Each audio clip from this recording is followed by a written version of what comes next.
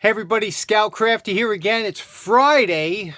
I gotta start. I think I'm gonna have to start mentioning the date because, yeah, I've lost my mind. But I put out this same video earlier today at my normal time, but I had some misinformation about Jacktown saying it was tomorrow instead of next weekend. So I did a quick re-editing, and here we have the re-edited version, the correct version. Jacktown is next week.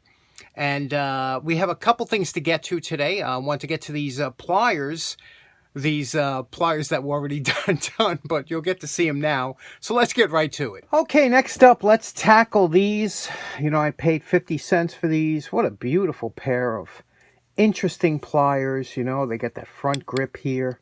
And you can see it does have the enlarging that you can open it up. And so the first thing we want to do is take the screw off. Now, this is not to be taken lightly. The first thing I like to do is wire brush this entire assembly. Once you wire brush the entire area, what I like to do is hit this area because this is peened over.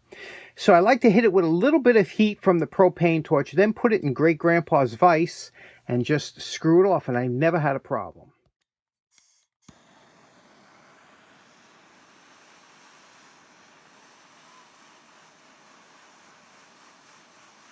You're only doing it for a couple seconds just to warm it up.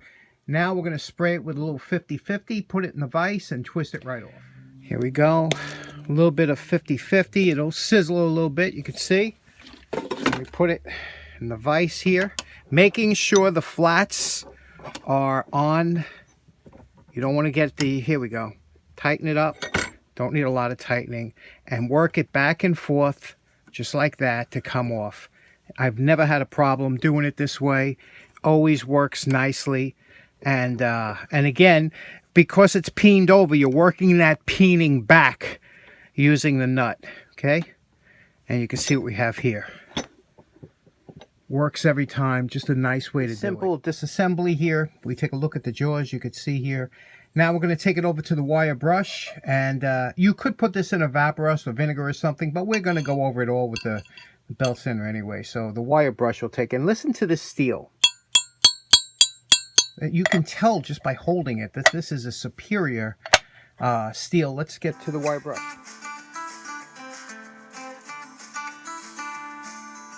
Okay, here we are at our post wire brush evaluation. You're just basically going over it quickly. You get into the areas that you won't be able to get into, like the teeth here. You got to get into all the teeth with the wire brush, and also the knurling. It's very important because that you can't do anything else with it. You're not going to hit it with the belt sand, so you got to get all that. Now, one thing I did notice that the make of these pliers here, you can see here it's Red Devil, and it looks like it says 114. Is that a 114, 7.5 inch, or is that 444? I can't really tell. I'm gonna have to look these up. It's either 444, but it's 7.5 giant grip pliers. Now, this stamping is so light. Here's where you walk that line. If you take it off, you know, if you leave just this section, it's going to look like junk, you know, especially when you have the rest of it done.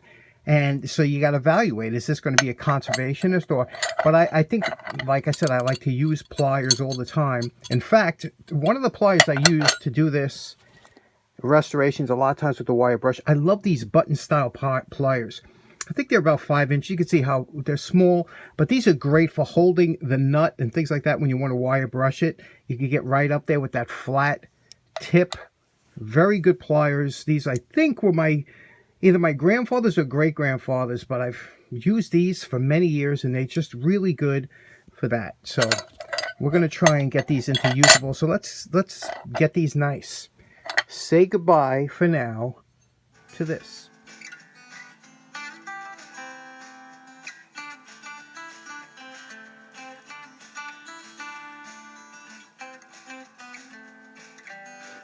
You know, I'm always amazed at how much the patina hides the condition of a tool. And you can see here, we did the back half of the tool, you could see, and you got rid of most of the pitting, and that's just with the flap sander. But it looks so much better, doesn't it, than that front. That's why if you're going to do this, you cannot stop at this point. You're better off not doing it at all than stopping at this point.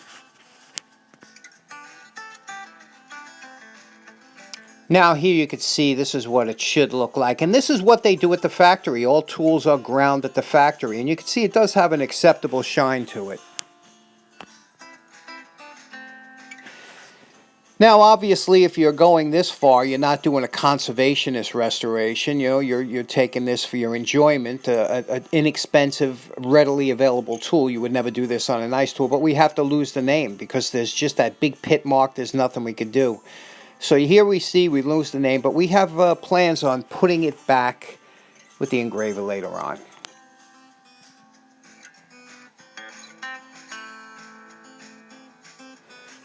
Now here's a tip for some difficult areas. This piece right here, you see that's a compound curve. It curves both to the left and right and up and down. So in order to do this, what I do is I drag the flap down. I will not follow it up. I just drag it all the way over, and I'll show you what this looks like in full time. This is actual time, and you can see here we're dragging it back and just going a little bit to the right.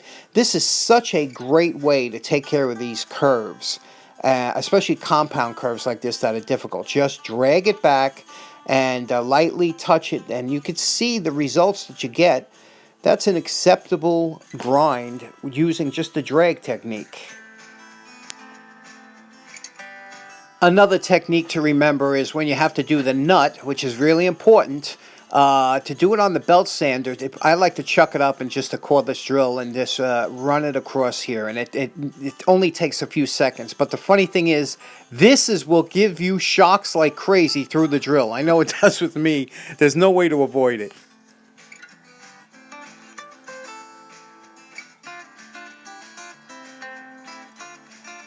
Now you know my favorite part. Remember what these Red Devil giant grip pliers look like before we started. And we're calling this project almost done. Take a look at what we did here. Look how nice this looks, huh? Look at, and every edge on here is just buttery smooth. You know, you see that? Everything's rounded. Everything is, you know, works great just like it should.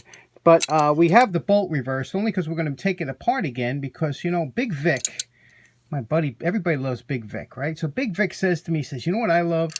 Because I know people love the Dake, but Big Vic, what he likes is when he sees lathe work and he likes the engraving machine. So I purposely took off the engraving on here because I said, you know what? Let's try and re-engrave it because I'm going to make these into a user pair, you know? So let's re-engrave it and see if we can't put them letters back on that we had to take off to get it to look so nice. Okay, I'm over at my hot melt glue case. You can see I keep my glue guns here. I got 2 of them, and I got an assorted amount of hot glue sticks. These come in super handy once in a while, especially for what we have to do here. We're going to try and engrave it over here. Now, this will, because of the shape of this, the angle, it's hard to clamp into anything because it's uneven. So what we're going to do is we're going to hot melt glue 2 small blocks of wood over here behind it so that we could clamp it into the engraving vise. Now, the thing is, depending on which way you mount this block, that will be the way the font runs. You know, the lettering is going to run according. It's going to be parallel with this block. So we're going to use hot melt glue. It's temporary hot melt glue, and you can pull it off, and then it won't do any damage to the metal. Okay, now these are secure here, so let's go upstairs to the attic. Okay, here we are in the attic. Everybody's favorite. You know, I need to do some cleaning up here. Got a lot of stuff floating around, you know, all kinds of stuff, and have to do a tour up here one day. I know you'll get a kick out of it. Hey, here's where that chandelier is. I didn't get a chance to really put it up anywhere, but I have a lot of room up there, you see? Here's a wagon wheel chandelier. Again, you don't usually see it up here in the daytime. Interesting stuff, all kinds of stuff, all kinds of cool. Oh yeah, Scott Durga. Look at this, huh? And look at this. It's funny. I got that emergency telephone sign. So there it is. I'm waiting to mount this up on the wall. And yeah, and look at this. That's what it looks like out my attic window. You don't usually get to see that. There it is. This is my flagpole. That's pretty cool, huh? That's the bus I used to drive. Some of my lanterns. I got all kinds of stuff up here. Jeez. Yeah. Oh yeah, Big Vic. That's when I used to do my riding, right? Big Vic. Okay, here's the new Hermes engraving machine. Okay. And now what we got to do is we got to pick out a font. So let's go get a font. Okay, here's some of my fonts, okay? Now, when you're dealing with a font, everything, this is how you used to have to do it. Now it's all computerized, but you'd have to pick out the kind of lettering you would want. So we're going to look through these and get some lettering that we think would match kind of what they had. Now, when New Hermes was in business, they had dozens and dozens of different scripts, and you would buy it here by a number. You can see here 35306. And it's the old number 68, is that? And what happens is, you can see this one here is like a kind of a script. You see what that's a P, and this is the small p. You got the capitals followed by the small. And over here you have, this is more block letters. But you can see it's a little bit smaller because the brass sizes are smaller. So you can get a smaller engraving. And they all came in different kits, you know. So I don't have a lot, but I got what I could. They're expensive now. These used to get on eBay maybe $35 or $40 for a set. Now they've gone up because there's less around. Now when you're going to engrave something, this is the little engraving vise, and there's a little knob here that opens and closes this vise. You could see, and you could flip these drawers around if you have something like a locket or something to put in there. But because this is an unusual shape and we hot melt glued this on there, watch what happens now. I'll put that piece of wood right in here. Let me loosen it a little bit. And you could see here, look at that. We get a nice solid, it's tight. It won't go anywhere. There's only pressure really pushing down, so you have to worry about it twisting or something. So that's really good. So now let's finish. We're going to write Red Devil 444-7.5. The half is, I don't know. I don't have any, you know, fractional fonts. Although they do make them, I just don't have them. And then underneath, you know, let's see what we can do. Now you can see there's capitals and small letters, and the Red Devil is all in caps. So what you do is you spell it out. Here we got the R. We'll take a capital E. And if you notice, these font, they got a little bend in the one end, a little cutaway. So that's so that you could put the font here like this and twist it in, you know, so you don't have to slide it in from the end. They came out with that later on instead. So here we go. We got red.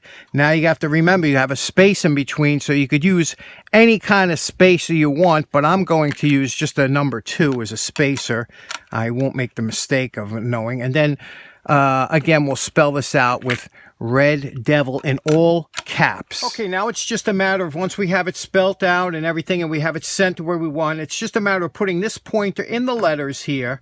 You can see it works like a pantograph, okay? As I follow this letters, it'll transfer smaller, and you can adjust the sizes here.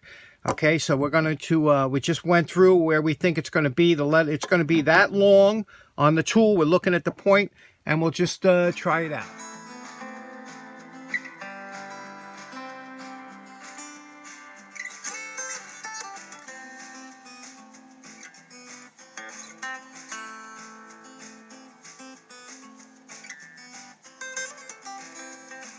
Okay, now we're calling these done, and done for me. I always tell you that every project has a time limit where you say, I'm just done, I'm finished. You know, I got like 4 hours into these things. But let me show you what we did here. You can see here we did the Red Devil. Okay, now I didn't have the fractional, so I had to put 444 7.5. Because I don't have the half figures. I could have done it, but it would just take, I would have took another half an hour. I don't have that kind of time. And then we did the giant grip. They got that crazy G on there with the, so anyway, it's there. Giant grip over there. And on the other side, we did a little Scout Crafter 2022, just for, just to know when I did it. But these are a nice pair, and they're super smooth the way they work now. They all line up nicely up front, all polished out. And again, they have a satin finish on it. And the hand grips, the handles are really nice. They came out really nice. It takes a lot of work to get them, especially when they're kind of corroded in there. But everything looks good. And these are in the can. Red Devil 444, 7.5 giant grip pliers. Readily available on eBay. It's only a $15 pair of pliers. It's not like they're anything rare, but interesting.